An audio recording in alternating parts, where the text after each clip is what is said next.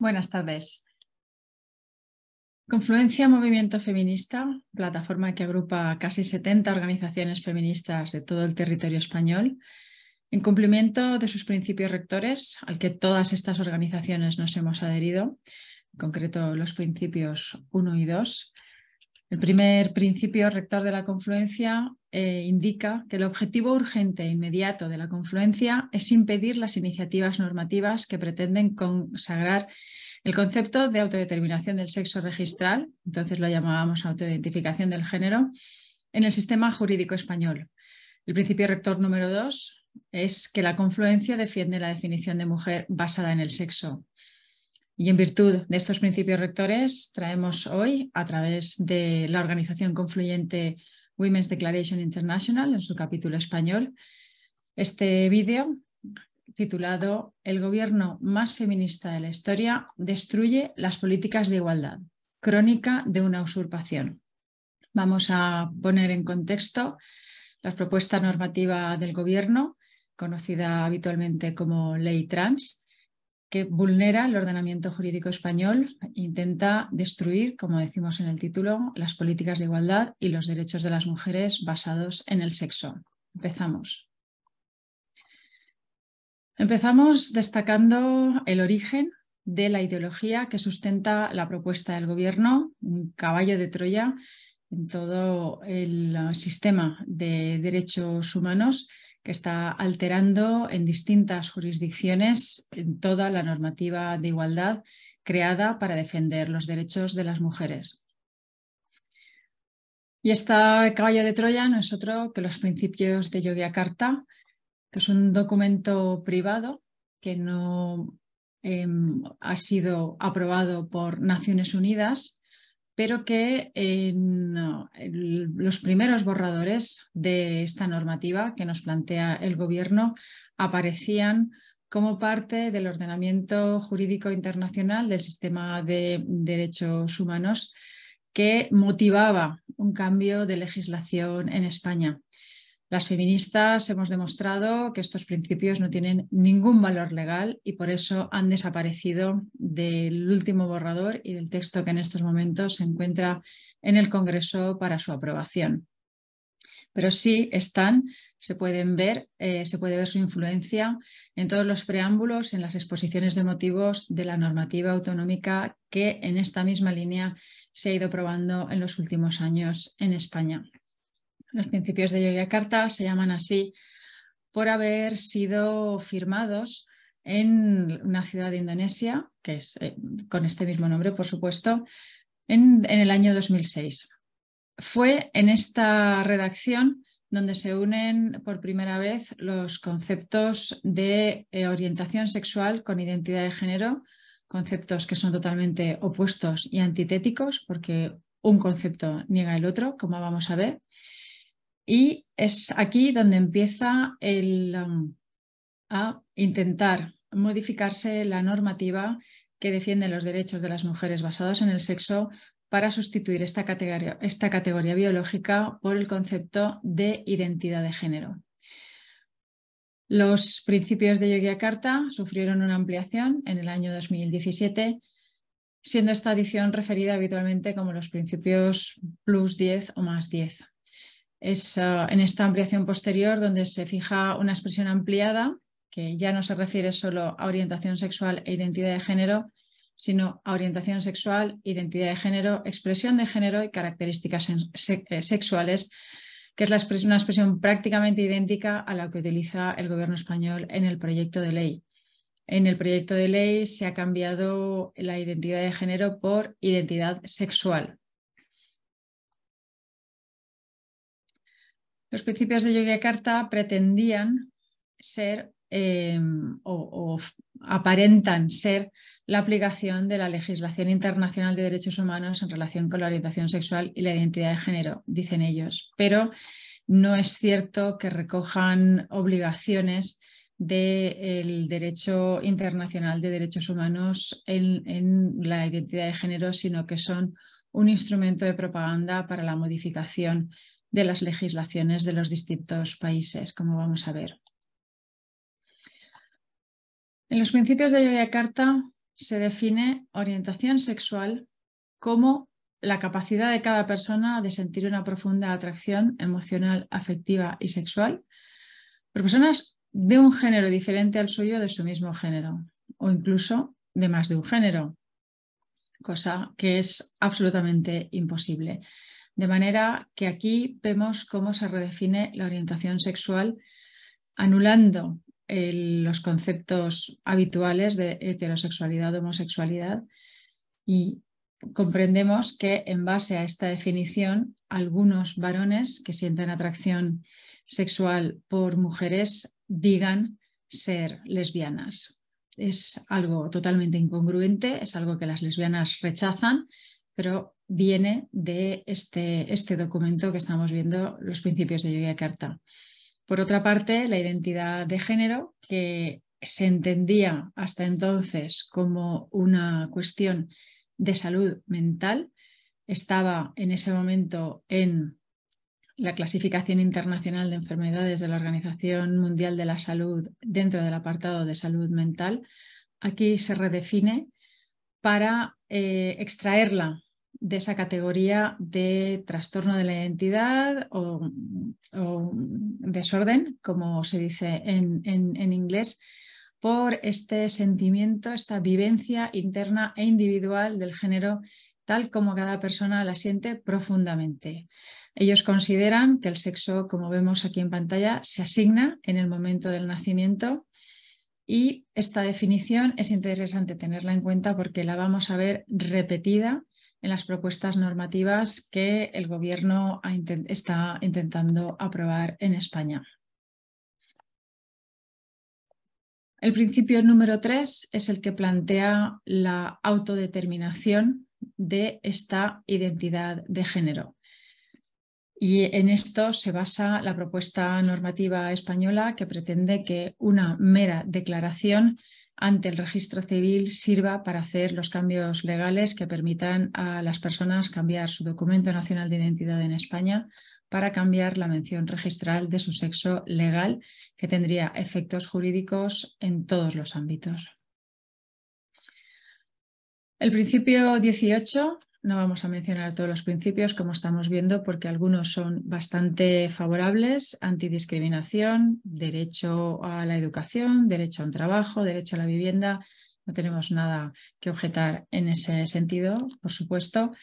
Pero este principio 18 nos llama mucho la atención porque es aquí donde se reafirma lo que acabamos de ver en el principio número 3, porque dice que con independencia de cualquier clasificación que afirme lo contrario, la orientación sexual y la identidad de género de una persona no constituyen en sí mismas trastornos de la salud y no deben ser sometidas a tratamiento o atención médica ni suprimidas. Esto viene de la lucha de las personas homosexuales por dejar de ser consideradas enfermas, porque sí en un momento dado estuvo la homosexualidad dentro igualmente de la clasificación internacional de enfermedades, incluso en muchas jurisdicciones era delito, pero no se puede comparar de ninguna manera la orientación sexual, que no necesita de ningún tipo de tratamiento en absoluto,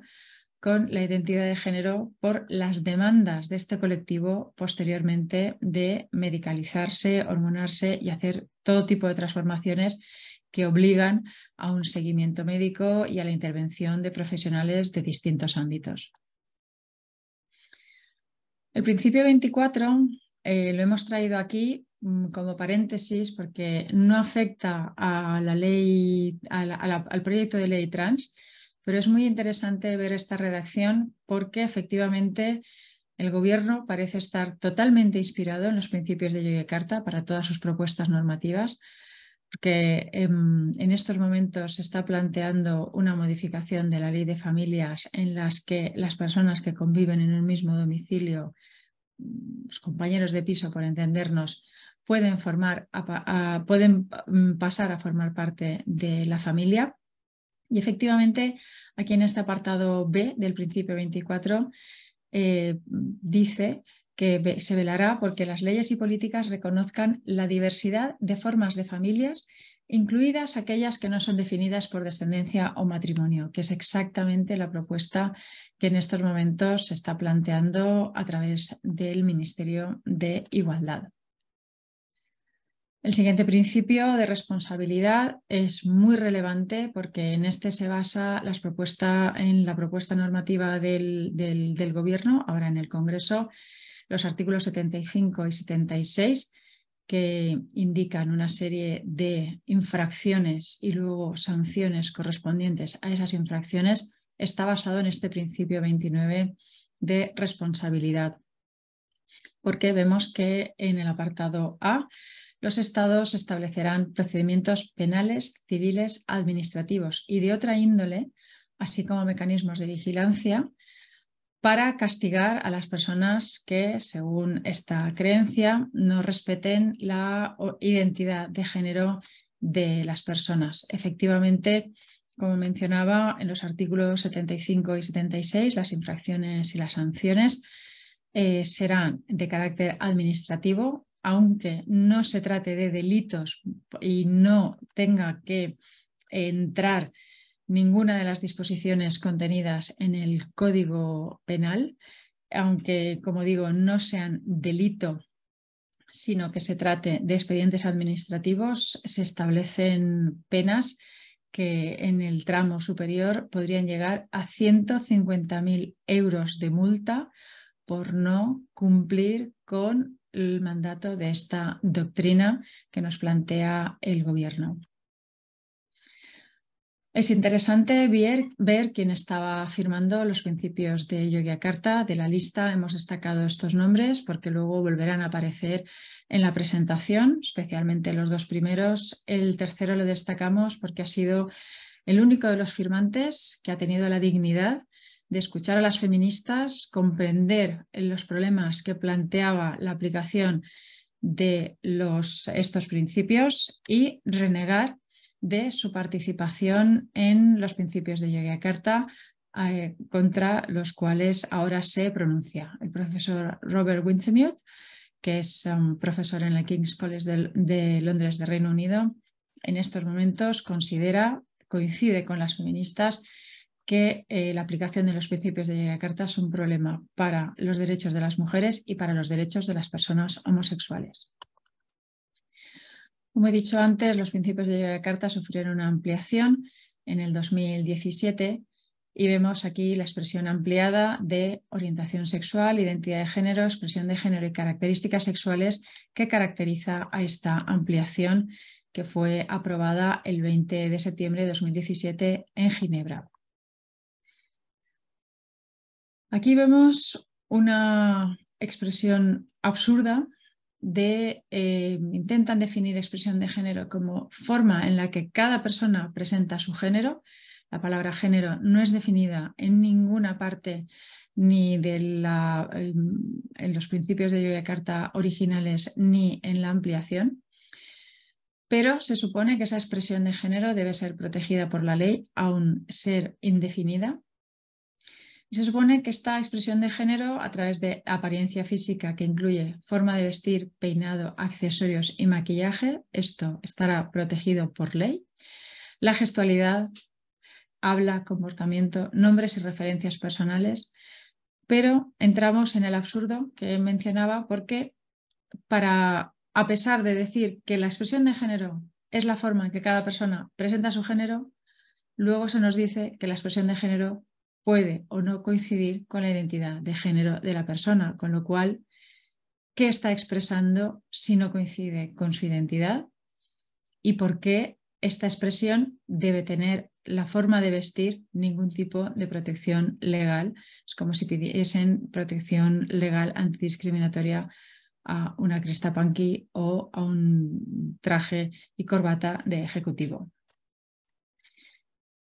Las características sexuales es muy curioso que aparecen aquí como los rasgos físicos de cada persona en relación con su sexo, con lo cual sabemos que para estas personas el sexo existe, en virtud del cual hay características sexuales distintas para cada uno de los sexos. y sin embargo se pretende sustituir la característica sexo por características sexuales, incluyendo órganos genitales y otra anatomía sexual y reproductiva, con lo cual siempre ha planeado la sospecha de que quisieran, como he mencionado antes, los varones que se identifican como mujer y sienten atracción por mujeres se consideran lesbianas, que probablemente quieran reclamar ser discriminados por sus características sexuales, es decir, que no son aceptados como parejas por las lesbianas precisamente por sus genitales masculinos y sus características sexuales masculinas. Ellos considerarían que eso sería una discriminación por parte de las lesbianas, una auténtica locura. El principio más peligroso es el 31 porque plantea que se deje de registrar el sexo de manera legal, quiere que los estados pongan fin al registro del sexo y, en su defecto, que sea sustituido por el género. Pero mientras el género o el sexo sean registrados, que haya múltiples opciones de marcadores de género, que no haya ningún criterio de elegibilidad e incluso, lo más agresivo, que el registro criminal de una persona no sea óbice para que se le conceda el cambio de nombre, sexo legal o género. En virtud de esta última prerrogativa es en lo que se basa para la internación de criminales sexuales y violentos en las cárceles de mujeres, porque según esta doctrina, cualquiera que diga sentirse mujer automáticamente es tan mujer como nosotras. Los principios de Yogyakarta fueron firmados, destacamos a Julia Earth, varón autoginéfilo,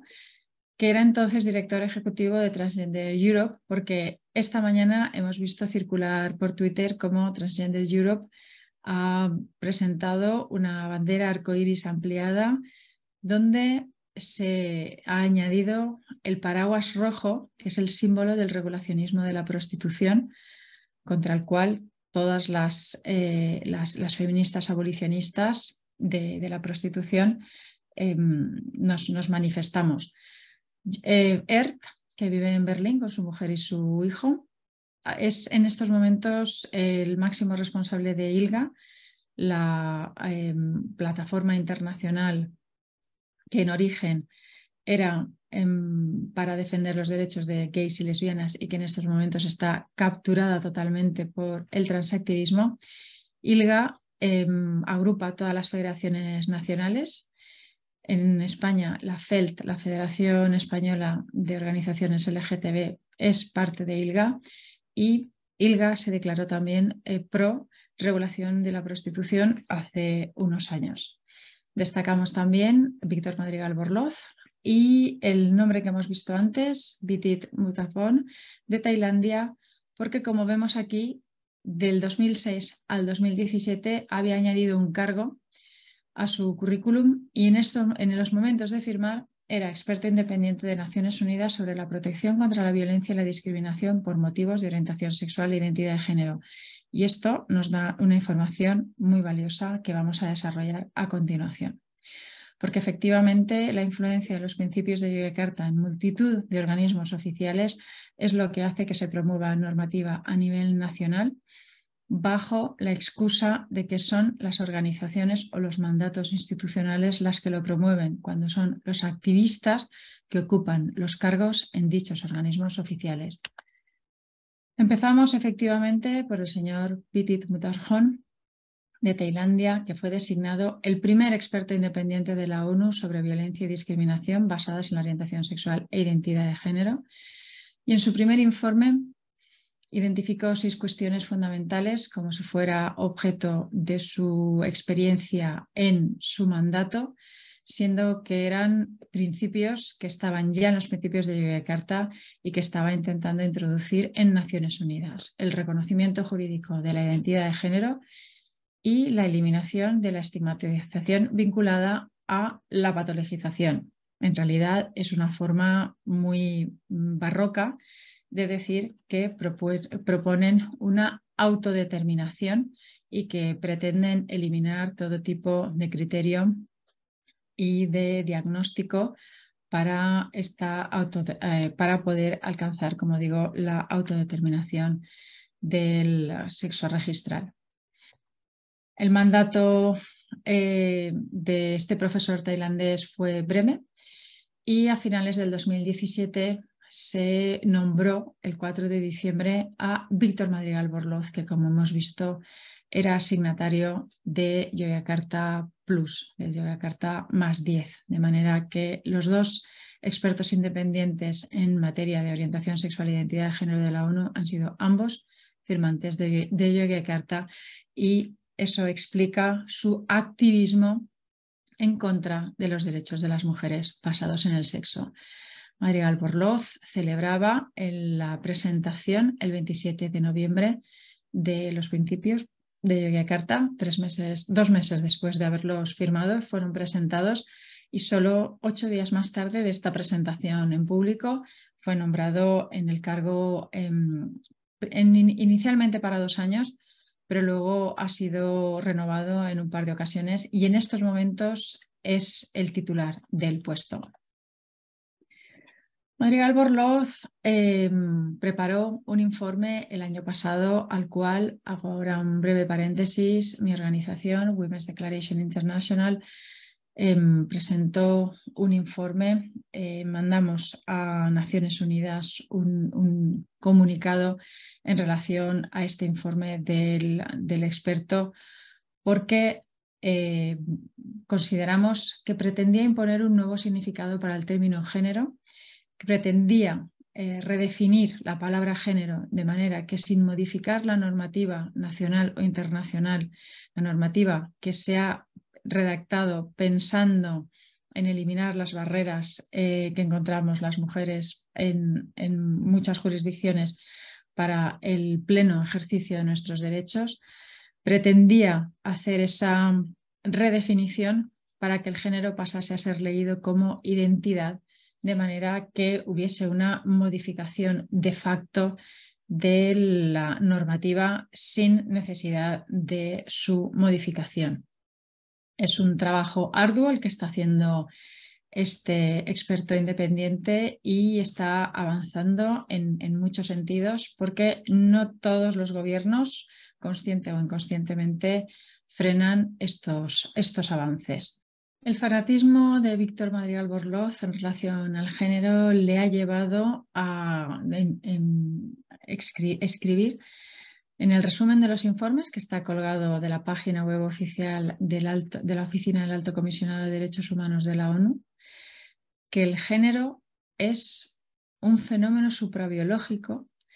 que tendría implicaciones sociales. Ya no se trataría para este experto, pongámosle comillas, del sistema jerárquico que afecta las relaciones de poder entre hombres y mujeres, sino que, repito, es un fenómeno suprabiológico con implicaciones sociales, y este es su planteamiento desde Naciones Unidas. Por otra parte, Víctor Madrigal Borloz miente en el informe mencionado anteriormente, que fue emitido el año pasado, en el 2021, porque las páginas 10 y 11 de la primera parte, el derecho de la inclusión, llega a afirmar que fue en 2018, tras un estudio, cuando concluyó que el derecho a la libre determinación del género era una parte fundamental de la libertad de la persona y un pilar de su identidad. Es algo totalmente falso, porque siendo como es firmante de Yogyakarta Plus, en 2017 ya era un firme defensor de la autodeterminación del sexo registral, ya estaba en contra de cualquier procedimiento, considera, como vemos en pantalla, que una certificación médica es un requisito abusivo. Pretende introducir las identidades no binarias, que es el principio 31 que hemos visto anteriormente, con lo cual no llega a esta conclusión en 2018 tras haber hecho ninguna consulta ni ningún informe, sino que está intentando imponer su ideología a través del buen nombre de Naciones Unidas y a través de un documento oficial.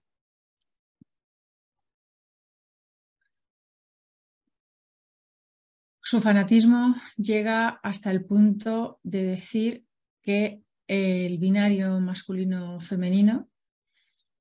esto es traducción del inglés, es male, female, se refiere no a los estereotipos, sino a los sexos. Dice que esta idea es rígida y que es resultado del colonialismo. Y si en Naciones Unidas tenemos a un firmante de Yogyakarta, como comisaria de Igualdad tenemos a Helena Dalli, originaria de Malta, que formó parte del autodenominado gobierno más feminista de la historia de Malta. No sé nada de algo. Que fue precisamente quien introdujo en 2017 la autodeterminación del sexo registral en dicho país. Ella era la ministra encargada de Igualdad en ese momento,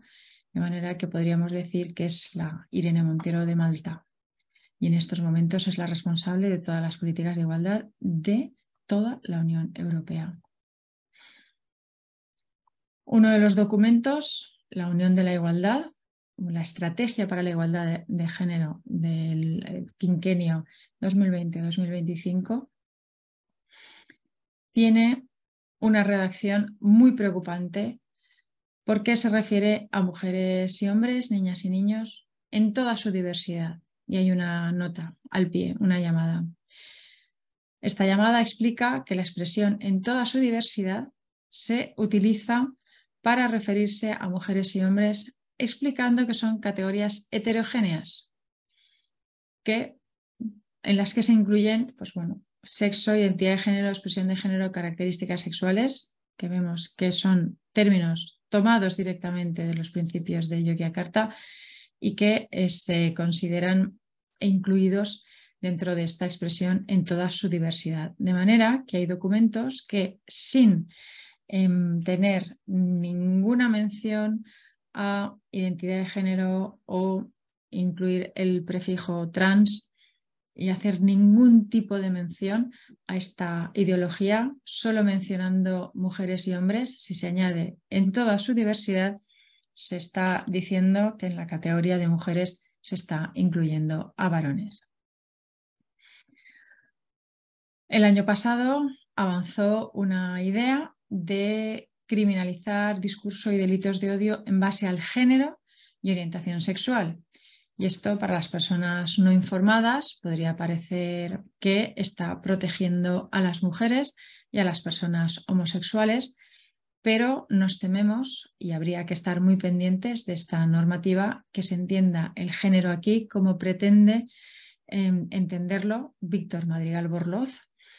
y que se trate de este género que se considera o consideran ellos que es una identidades múltiples, como hemos visto, que en realidad anulan los derechos de las mujeres basados en el sexo y que niegan la orientación sexual de las personas homosexuales. En la Agencia Fundamental de Derechos Humanos de la UE nos encontramos otro de los nombres que hemos visto anteriormente en las firmas de Yogyakarta, Michael O'Flaherty, el relator, el responsable del borrador inicial que se llevó a la ciudad de Indonesia, Yogyakarta, es el director de esta agencia. Está encantado de reunirse con Helena Dalli porque se entienden a la perfección. Como curiosidad decir que fue ordenado sacerdote hace muchos años en Irlanda. Y también, como nota al margen, es importante saber que ha sido esta Agencia de Derechos Fundamentales de la Unión Europea quien ha realizado el estudio sobre la discriminación del colectivo LGTBI, que ha sido el argumento en el que se basa el Gobierno para solicitar la tramitación de urgencia del proyecto de ley que se va a votar en el Congreso esta semana. Pero no solo la ONU, la Comisión Europea está invadida por esta doctrina, sino que el Consejo de Europa ha creado una unidad de orientación sexual e identidad de género, conocida habitualmente por sus siglas en inglés, Sexual Orientation and Gender Identity. Cuando veamos este acrónimo SOGI, sabemos que nos encontramos ante los principios de Yogyakarta, e incluso esta unidad vela o pretenden ellos imponer la diversidad y utilizan el acrónimo ampliado SOGIESC, que hace referencia a orientación sexual, identidad de género, expresión de género y características sexuales, por sus siglas en inglés. El Consejo de Europa está tan imbuido de esta ideología que el año pasado se intentó criminalizar a las feministas que defendemos la definición de mujer en base al sexo. Hubo una iniciativa de un diputado belga en el que se realizó un reporte en cuyo borrador, no pasó a la redacción final, pero en cuyo borrador se hacía una mención a España diciendo que el discurso antitrans no nos considera feministas, nos considera antitrans, que había sido extremadamente hostil. Sin mencionarla por nombre, hacía referencia a Carmen Calvo, por esta referencia de la vicepresidenta del gobierno español. Y para este diputado fundamentalista, en nuestra opinión, estábamos incurriendo en delito de odio por negar, como en su opinión, la identidad de las personas trans y no binarias. Además, consideraba que las organizaciones trans y no binarias habían sido excluidas de los debates políticos sobre estas cuestiones, cuando es algo totalmente falso, porque a quien no recibe la ministra de Igualdad en España es a las feministas, y en cambio ha tomado el borrador que le ha ofrecido la FELT y el resto de organizaciones de lo que llamamos lobby como grupo de presión que intenta promover una normativa en concreto. Han tomado totalmente el texto que les ha ofrecido la FELT, que, como hemos dicho, son miembros de ILGA, que son regulacionistas de la prostitución. En el Comité Olímpico también tenemos malas noticias, porque las últimas directrices, que parece ser que están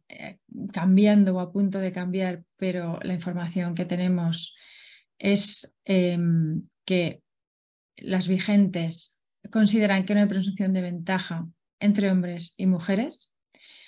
Estas normas son el marco sobre la equidad, la inclusión y la no discriminación por motivos de identidad de género y variaciones sexuales. Se acerca mucho a la redacción de los principios de Yogyakarta y da carta libre totalmente, un cheque en blanco, a cualquier varón que quiera competir contra mujeres en la categoría femenina, porque podría competir, ya que el Comité Olímpico considera que no hay presunción de ventaja y que, bueno, pues ya iremos viendo. Este año el Comité Olímpico Internacional ha decidido renombrar la Comisión Mujer en el Deporte como Comisión de Igualdad de Género, Diversidad e Inclusión, con lo cual está haciendo ya aplicación de estos principios que borran la realidad biológica del sexo en virtud del género. Las políticas identitarias, su aplicación siempre perjudican a las mujeres. Veremos rápidamente ejemplos, cómo afecta al techo de cristal, porque vemos que, bueno, pues este varón que se autodetermina como mujer lesbiana, por otro, también hay que comentar que está casado con una mujer, y considera que no hay suficiente diversidad. The Times explicaba que era la segunda mujer en acceder al puesto más alto de la judicatura en Inglaterra y Gales, pero como vemos, este varón no se identifica con las mujeres, a pesar de decir que se siente mujer, porque ha animado a todos los demás abogados que puedan ser varones que se identifiquen como mujeres a optar a la judicatura. Es decir, no aboga porque haya más mujeres que en puestos de relevancia y que puedan romper el techo de cristal, sino que lo que pretende es sustituir a las mujeres en el más alto escalafón. Igualmente, en Estados Unidos, el doctor ahora Rachel Levine, que es viceministro de Sanidad, fue nombrado almirante, es un cargo honorífico del Cuerpo de Salud, y fue anunciado este nombramiento como la primera mujer que alcanzaba este puesto. Richard Levine, como vemos, pues estuvo casado, tiene 2 hijos, también es un varón hetero y a los 50 años decidió que en el fondo era una mujer y ahora está ocupando este puesto diciendo, pues bueno, haciendo historia por las mujeres en su opinión. Nos guardamos nuestra opinión al respecto. En el Reino Unido, iniciativas que intentan ampliar la cuota femenina, la cuota de mujeres en el Parlamento, porque hay el doble de hombres que de mujeres, incluyen varones igualmente, de manera que no parecen haber entendido nada. Aquí vemos marcados con flechas a Robin White y Sue Pascoe, que se autoidentifican como mujeres tras haber consolidado sus carreras profesionales como hombres. No han tenido que enfrentarse ninguno de los casos anteriores ni a techo de cristal ni a suelo pegajoso. No ha habido violencia obstétrica ni cuidados de los hijos porque han sido sus mujeres quienes se han encargado de esas tareas. Otro caso de ocupación de los espacios simbólicos de las mujeres lo vemos en Alemania. Aquí tenemos a Marcus, ahora Tessa Ganserer. De nuevo se considera lesbiano por estar casado con una mujer que transicionó en 2019 a los 42 años. No consta que haya hecho ningún tipo de cambio legal, pero su autodeterminación ha hecho que su partido, el Partido de los Verdes, lo haya puesto en un puesto de la cuota femenina en el Parlamento Federal. Participó en un evento organizado por el partido, por los Verdes, en los que la palabra mujeres aparecía con un asterisco que implicaba que la palabra mujer es una categoría abierta. Aquí tenemos una representación de los miembros del Partido Verde que fueron destacados por este tuitero del cual esta foto tampoco vamos a hacer comentarios. Los espacios ya no simbólicos sino físicos. Mencionábamos el otro día en el Congreso de los Diputados el caso de California que traemos aquí, de que alrededor de 300 prisioneros han pedido el traslado, pero hoy queremos destacar este caso espantoso del asesino en serie, asesino de mujeres, por supuesto, Douglas, que ahora se hace llamar Donna Perry, que ha sido trasladado a la cárcel de mujeres en el estado de Washington tras la implantación de normativa de autodeterminación. Ha sido condenado por el asesinato de 3 mujeres en situación de prostitución, aunque él ha reconocido 9 asesinatos. Y ahora está encerrado con las mujeres. Los casos más bizarros, los casos más extraños están apareciendo como cometidos por mujeres sin que haya ningún tipo de mención en los artículos. Se supone que estos son buenas prácticas en la prensa, no son buenas prácticas en absoluto, pero por cortesía y por no herir los sentimientos de nadie, de la misma manera que veíamos en el principio 31 de Yogyakarta Plus, el récord criminal no impide que se reconozca o que se valide, que se acepte la palabra de estas personas, y este artículo decía que una mujer había sido encarcelada por mantener sexo con un perro, o sea, zoofilia, bajo los efectos de la cocaína, y solo al ver la foto es cuando sabemos que la noticia se refiere a un varón que además tenía antecedentes, había sido condenado previamente por posesión de pornografía infantil. En ninguna parte del texto hace mención a la condición de varón ni a su identificación. Es, como digo, únicamente por la fotografía que sabemos que nos encontramos ante un varón, y esto está afectando en función de si la policía está igualmente aceptando esta autoidentificación, está afectando a las estadísticas de delitos cometidos por mujeres. Igualmente tenemos este otro caso en Canadá en que, el titular decía que una mujer había sido detenida y acusada de agredir sexualmente a un niño de 6 años en un parque de Toronto, y fue al ver la foto cuando se aprecia que es un varón, pero que se ha autodeterminado mujer ante la policía. El caso de Canadá es más grave que el del Reino Unido, porque en Canadá sí es legal la autodeterminación y esto sí va a contar como un delito cometido por una mujer para las autoridades canadienses. Se redefine la orientación sexual, como hemos visto, que pretenden hacer los principios de Yogyakarta. Este varón se identificaba como mujer en algún momento y se consideraba lesbiana. Cuando Julia Beck, mujer lesbiana, protestó por esta denominación, fue Julia Beck la que fue expulsada de la Comisión Municipal de Baltimore, su señalamiento como TERF. En estos momentos Julia Beck ni tan solo vive en los Estados Unidos. Su Coda Pipitón, que es como se decía en aquel momento, esta persona, como se llamaba, patrocinó un evento en el que se anunciaba que las lesbianas excluyentes irían colgadas por el cuello. Pero bueno, 3-4 años más tarde decide destransicionar, se deja barba, se pone una corbata y pues nada, todo lo anterior, todo el daño causado no tiene ninguna consecuencia para él. Y uno de los datos más chocantes es la industria. La industria que toda esta promoción que se hace incluso en series de televisión y a través de esta promoción de la normativa también está haciendo que haya un boom en el mercado estadounidense de la cirugía, que bueno, los ingleses es un eufemismo, pero lo mencionan como que es de reasignación de sexo, aunque ya sabemos que el sexo no se puede cambiar. Se espera una tasa de crecimiento anual compuesta del 11,3% desde este año hasta 2030. La industria está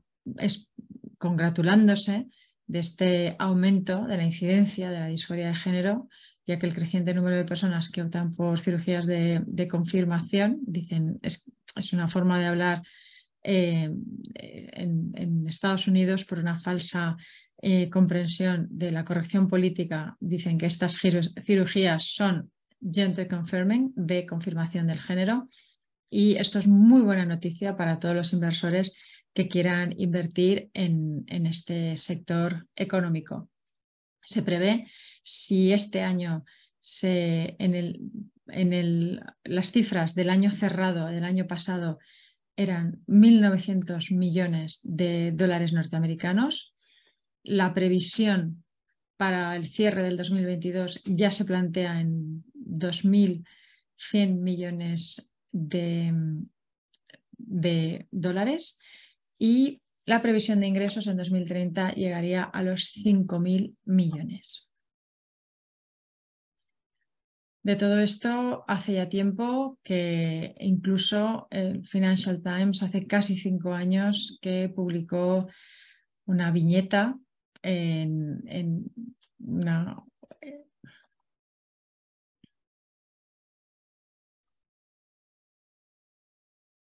El Financial Times hace ya tiempo que es consciente de las políticas de autodeterminación e incluso publica una viñeta satírica en la que en un consejo de administración, que son todo hombres, para cumplir con las políticas de igualdad, pide a los miembros de esa junta directiva que empiecen a identificarse como mujeres para ser más inclusivos, de manera que las políticas identitarias están convirtiendo el acceso de las mujeres la rotura del techo de cristal y el acceso en igualdad de condiciones de las mujeres a determinados puestos está siendo incluso un chiste. En España nos encontramos que hace ya 4 años se planteó por parte de Podemos una propuesta para la autodeterminación del sexo registral. Entonces fueron mucho más explícitos de lo que son ahora. Esto se produjo o tiene la entrada en el Congreso de los Diputados poquito tiempo después de la firma de Yogyakarta Plus, de Yogyakarta ampliado. Y en la redacción de entonces vemos cómo en el artículo 3 definía identidad sexual o de género con la definición de Yogyakarta como la vivencia interna y personal del género que puede o no corresponder con el sexo asignado al nacer, copia prácticamente literal de los principios de Yogyakarta. Y recogía igualmente la expresión de género como Yogyakarta,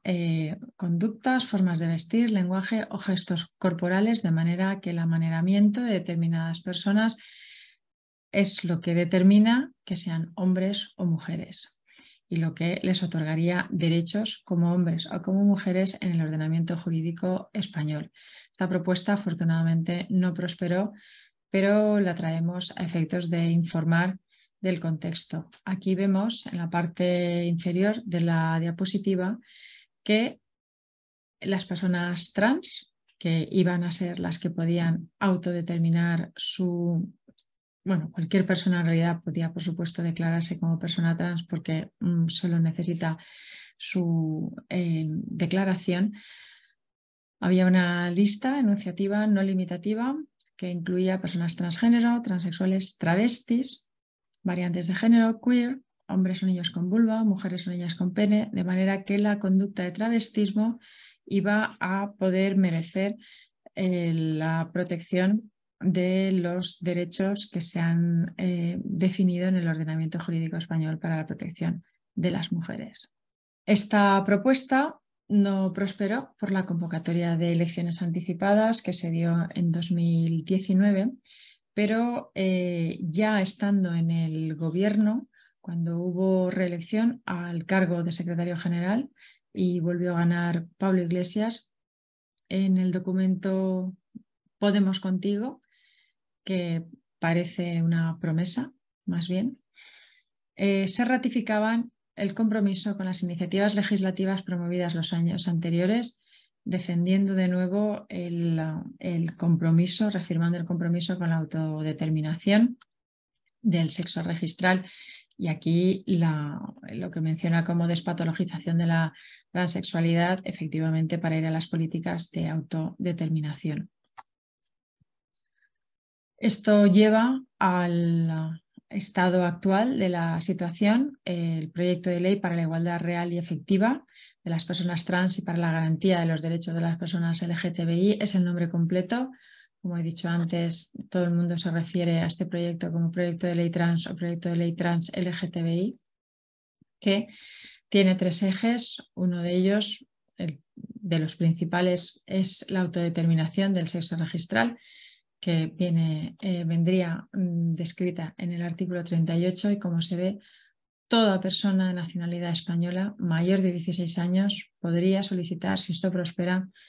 la rectificación de la mención registral relativa al sexo, de manera que la gran mayoría de la población española está incluida en esta redacción. No es una norma que afecte solo a un grupo pequeño de personas, no es una norma para ningún colectivo, es una norma para el conjunto de la sociedad española. Incluso en el tramo de 14 a 16 años, solo la mera voluntad podría hacer que cambiasen su sexo a efectos legales ante el registro civil. Además, hay una prohibición por ley de todo enfoque que no sea afirmativo de las identidades sentidas. El artículo 17 prohíbe cualquier exploración psicológica de las personas que expresen malestar con su cuerpo o con su sexo. Se considera que eso son terapias de aversión, conversión o contracondicionamiento, porque va en contra del dogma de que esta identidad de género o identidad sexual a la que ellos se refieren consideran que es innata, es una especie de alma sexuada que habita los cuerpos de las personas. También encontramos la prohibición en el artículo 66 porque la cautela de los padres, madres a hacer ningún tipo de cambio en el nombre o a llevar a su descendencia, a sus niños, a sus niñas, a que sean hormonados, puede considerarse situación de riesgo, con lo cual podrían perder la custodia o la patria potestad. El último eje, preocupante también, por supuesto, hemos mencionado, basado en el principio 29 de los principios de Yogyakarta, es la criminalización del disenso, nueva ley mordaza con multas de hasta 150.000 euros por sostener posturas que sean distintas a las del gobierno, en las cuales ahora van a ser acusaciones, van a producir acusaciones de odio o fobia, incluso si el Código Penal no considera que son delictivas. Estos expedientes administrativos podían acarrear multas de hasta 150.000 euros. Se ha producido una modificación, es el texto que está en negrita en la diapositiva, fue aprobado en la Comisión de Igualdad el 12 de diciembre, hace solo unos días, y como vemos, no se equivocan los que han hecho la previsión del incremento de ingresos de la industria farmacéutica y quirúrgica, porque se pretende, según la redacción de este artículo 54, que el Ministerio de Sanidad, a través de la Agencia Española de Medicamentos y Productos Sanitarios, vele por el suficiente abastecimiento de los medicamentos más comúnmente empleados en los tratamientos hormonales para personas trans y supervisará el suministro a fin de evitar episodios recurrentes de desabastecimiento, con lo cual se quiere garantizar el negocio para las empresas farmacéuticas. Hemos comentado antes que el proyecto de ley está tramitándose por la vía de urgencia. Hay unos motivos que son absolutamente falsos y no sostienen la declaración de urgencia. Eso no parece importarle a nada porque finalmente sí se está tramitando de manera apresurada y opaca. A pesar de que la Secretaria de Estado de Igualdad, números del Ministerio, Ángela Rodríguez Pam, no le importó en absoluto, sin ningún tipo de pudor, dijo que la ley se estaba tramitando de urgencia porque, claro, como queda poco tiempo a la legislatura, pues bueno, nosotras consideramos que la prisa del gobierno no es ninguna urgencia. Esto raya en el comportamiento tipificado como prevaricación. Habría que ver si finalmente alguien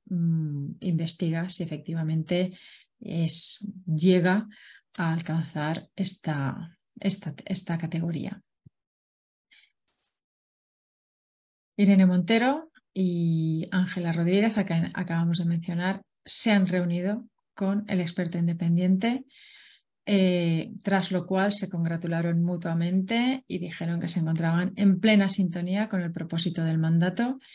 y por eso Irene Montero luego alega que las propuestas normativas son un mandato de los organismos internacionales cuando en realidad es la promoción de la ideología del experto independiente y los principios de Yogyakarta, con los cuales ella también comulga como creyente de las identidades de género, pero no son normativa internacional que obligue al Estado español. Al contrario, este tipo de modificaciones lo que hace es vulnerar los derechos que sí tenemos reconocidos, que vamos a ver un poquito más adelante. Por esta creencia también hubo un evento institucional absolutamente vergonzante en los jardines del Ministerio de Igualdad, sufragado con fondos públicos, en el que un coro cantó, muy mal, por cierto, mundo binario, cis, hetero, patriarcal. Es indescriptible. También el fanatismo no solo es de Madrigal Borloz, sino también de la ministra, que en una reunión de trabajo con expertas en violencia obstétrica, se suponía que esta era una reunión preparatoria para las modificaciones que querían introducir en la ley del aborto, asistió la ministra con un acto